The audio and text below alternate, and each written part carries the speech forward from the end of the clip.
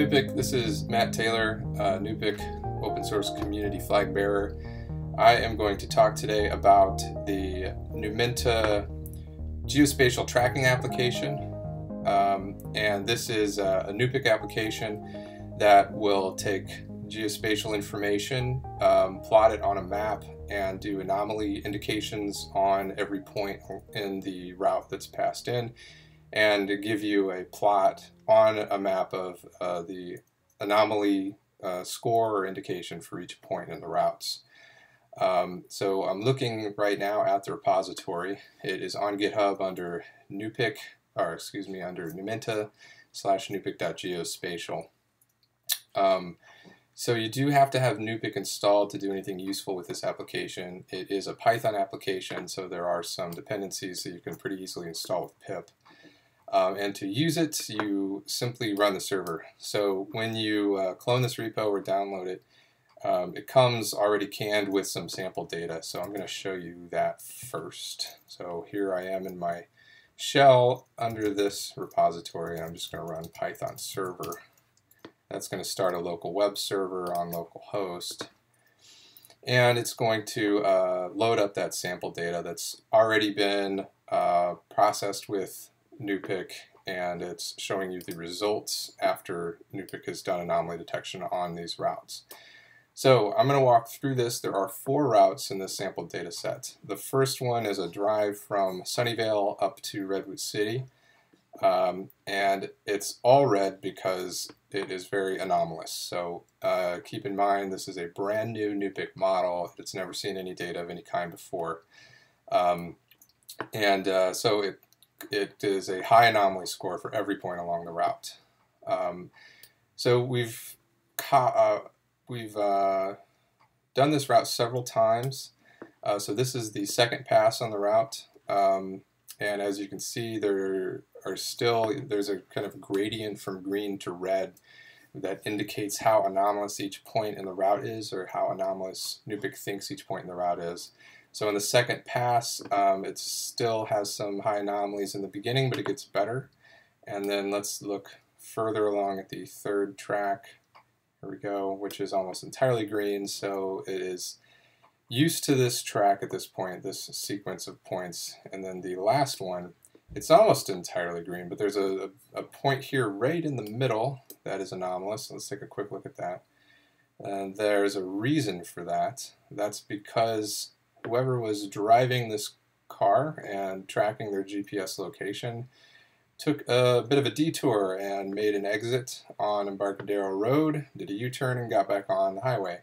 So as you can see, this is anomalous behavior based on previous routes, and NuPIC does pick it up as an anomaly along this route. But once the car got back on the highway, started heading back up, the anomalies went away, because that is an expected behavior. It's a behavior that has been seen before. So that's the sample data that comes preloaded with this demo application. If you want to just open it and run Python server and see this, you don't even have to have NuPIC installed for it. But if you want to do anything interesting, you do have to have NuPIC installed. So there is another portion of this application, and it's at simulate is the URL, just /simulate. And there is a route simulator here, which is kind of neat. So you can make your own routes, essentially. So I can simulate some route between point A and point B, and then tell it I'm going to do 4 trips along this route. If I click the build button, this will actually pass this through NuPIC, encode all of these locations using the geospatial coordinate encoder, and create a model and pass all that data into NuPIC. And the result will be a display of the results from NuPIC on how anomalous it thinks each track is. So here is the result from the simulator. This is the entire track, it seems. You can kind of peruse through here with these buttons, or this slider down at the bottom, and see there's a lot of points along this. So There we go. You see parts of the route. You can kind of slide along and see as the object or whatever it is moving from place to place. Instead of using the simulator to immediately analyze this or push it through NuPIC and get a result, you can also just save that track out to a CSV file, which that can be then used later to run through NuPIC from the command line and then start the server with that data to be displayed. So those are two ways to do it. How to do that is all defined in the README.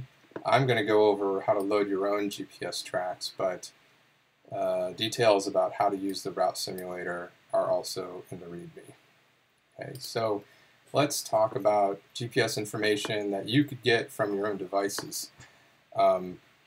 So if you've got Android or iPhone, there are some applications available for getting data, GPS data. The one I used was called GPS Kit. It's a pretty decent application. Cost $10, so that's a bit of a bummer, but it was worth it to me to do this. So that has a feature where you can track yourself. However, you can create as many tracks as you want, and then export it into GPX format, which I'll talk about in just a minute.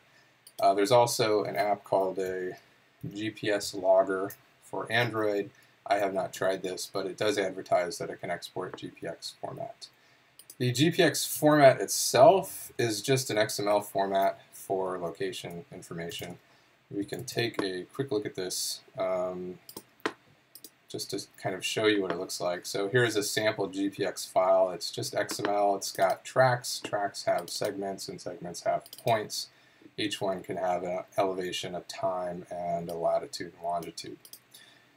So that's what a GPX file looks like, and that's what we're going to be dealing with when I tell you how to get your GPS information into this geospatial tracking application. So I have a bunch of GPX files that I collected with GPX Kit for iPhone, and here is one example of this. This is my dog walking route. So this is typically what I do every day. I take the same route every day. And we're going to take this GPX information. I'm plotting this in Google Earth right now, which plots GPX files. And we're going to take this data and we're going to pass it through the NuPIC Geospatial application. And I'm going to show you how to do that right now. So let's kill the server, clear this out. So I have my walk data in a file called data/walks. So here are all my GPX files. So as you can see, they're dated here. So here's my walk, Friday, Thursday, Tuesday, Wednesday, and these are the files that we're going to display and analyze. So there is a tool that will convert this GPX data into a format that NuPIC Geospatial can read.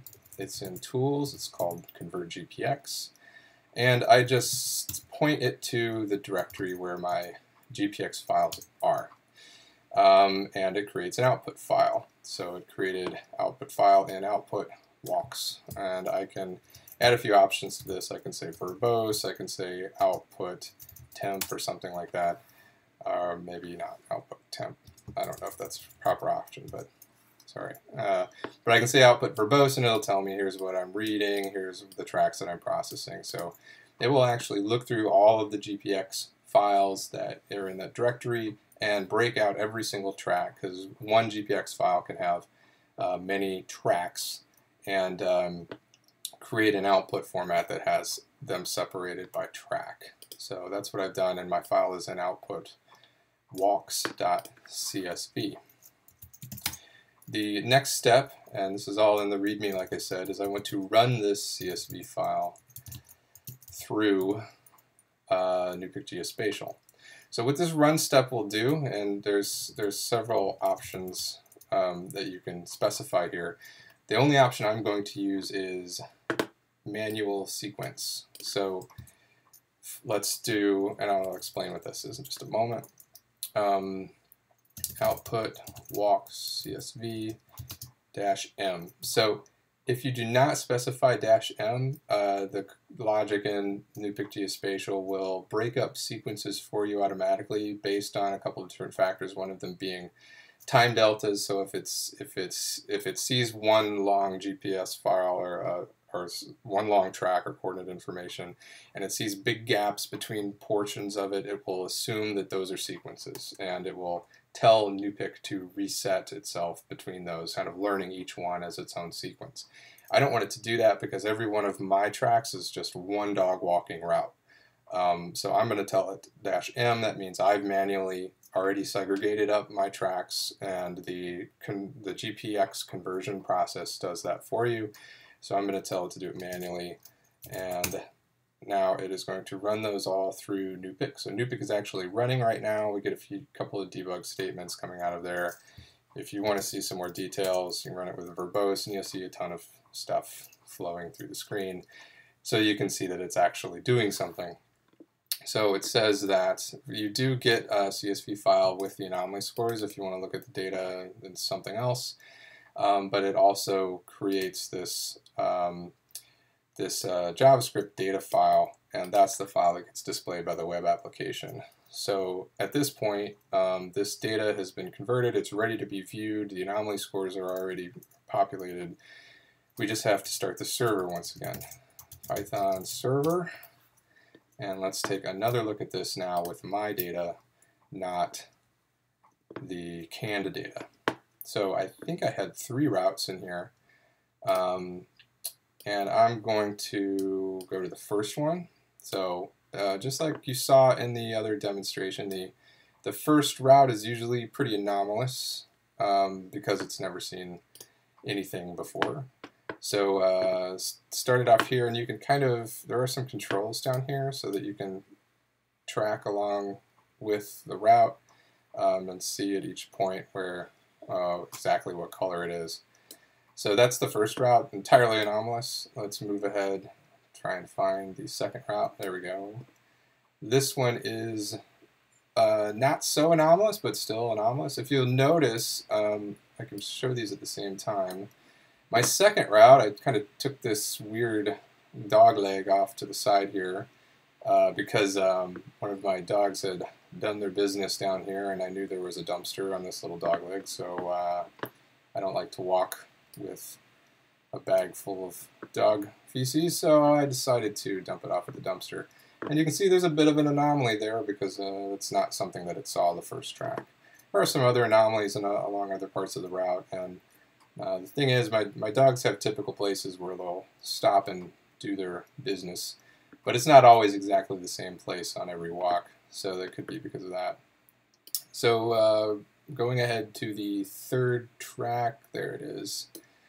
This one's getting a lot better, so no real high anomaly scores on this one, and then by the time we get to the fourth track, it's pretty smooth, pretty green. So NuPIC has a good representation of this route at this point, and that's cool. So one thing you might be wondering is, if you're familiar with NuPIC at all, is how is this input data getting encoded? So we have our own special encoder for this that's recently been developed. It's called the Geospatial Coordinate Encoder. And there's an entire video on this, so if you're interested in how this location information is being encoded and eventually converted into SDRs into NuPIC, you can watch this video of Chetan Serper, a Numenta engineer, talking about exactly how the geospatial coordinate encoder works internally. But that is a little off topic for this. So I'm going to do a couple other interesting things. I've got another walk track that I'm going to convert now. Tools, convert. In my data, I also have a walk that is called walks reverse. So you might know what's going on here, but I'll just run it, and still in output walks, and I still want to manually separate the sequences based on track name, so I'll throw that in there. And now let's start the server again. and take a look again. Okay.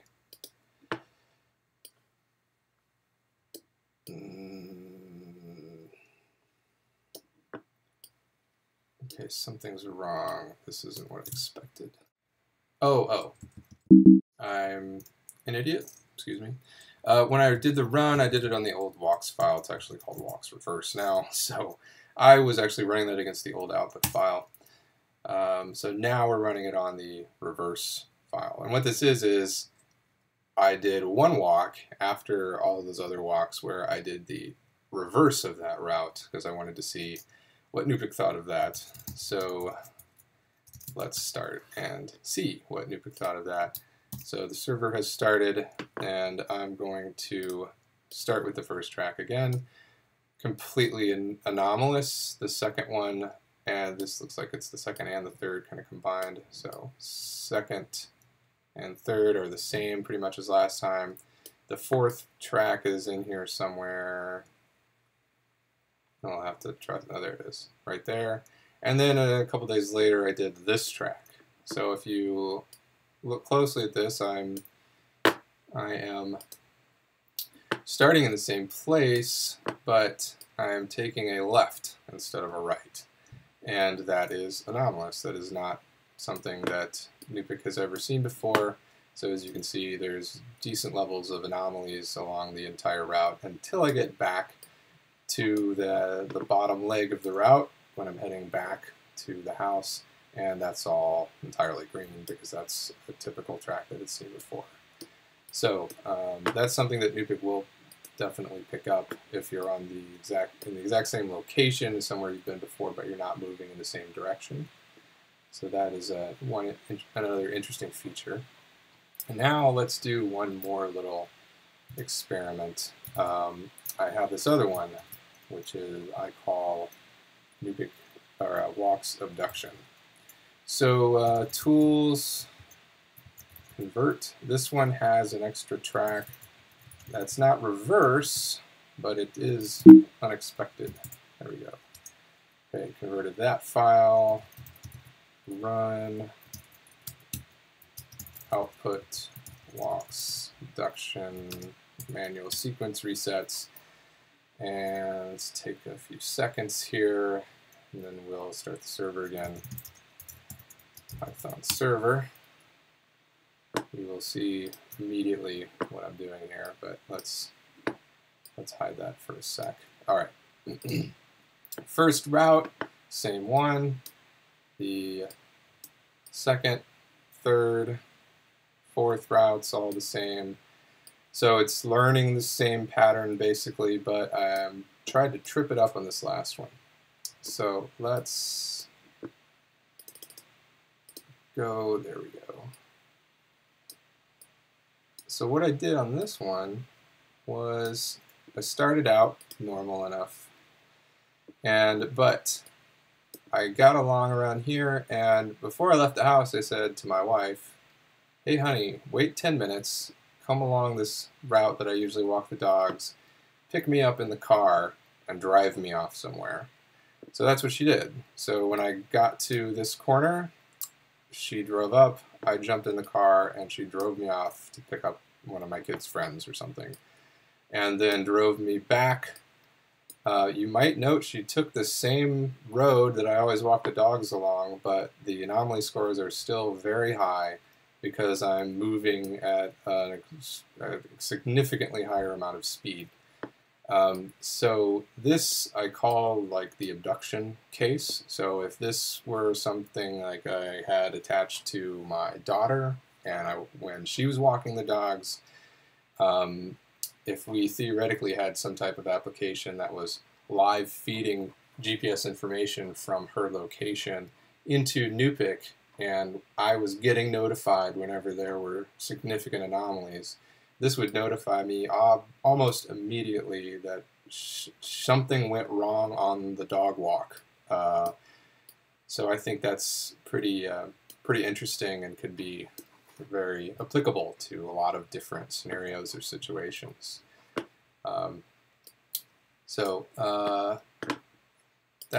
That's pretty much it. So I've gone over getting your own data files, your own GPS data into this sample application, NuPIC's Geospatial Tracking application.